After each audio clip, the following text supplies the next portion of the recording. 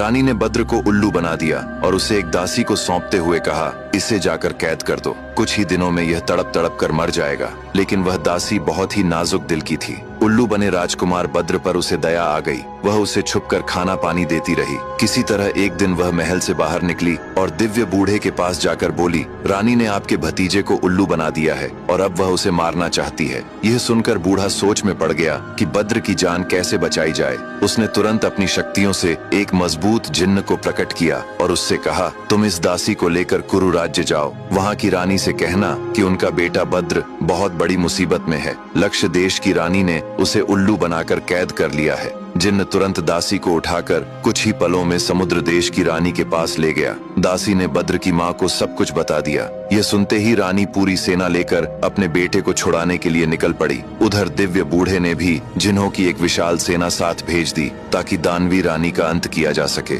एक भयंकर युद्ध हुआ और अंत में दानवी रानी जिन्हों के सरदार के हाथों मारी गई। इसके बाद बद्र की माँ ने उल्लू बने बद्र को अपने पास बुलाया। उसने मंत्र पढ़ते हुए कहा, बेटे तुम पुनः अपनी इंसानी देह में लौट आओ। मंत्र समाप्त होते ही बद्र अपने असली रूप में वापस आ गया। रानी उसे गले लगाकर रोने लगी और बोली, बेटे तुम कहाँ चले गए थे? मैं तुम्हें कितने दिनों से ढूंढ रही थी। बद्र ने कहा, माँ मैं समंदर देश की राजकुमारी की खोज में निकला था। मैं उससे विवाह करना चाहता था। रानी बोली, अगर तुम उससे विवाह करना चाहते हो तो मैं स्वयं तुम्हारा रिश्ता लेकर चलूंगी। फिर पूरी सेना के साथ रानी समुद्र देश पहुंची और वहाँ की सुंदर राजकुमारी चंद्रलेखा का हाथ उसके पिता से मांग लिया और फिर बड़े धूमधाम से दोनों का विवाह हुआ। इस प्रकार कहानी का सुखद अंत हुआ। तो दोस्तों कैसी लगी आपको यह कहानी? ऐसी ही और कहानियां सुनने के लिए हमारे साथ जुड़े रहें।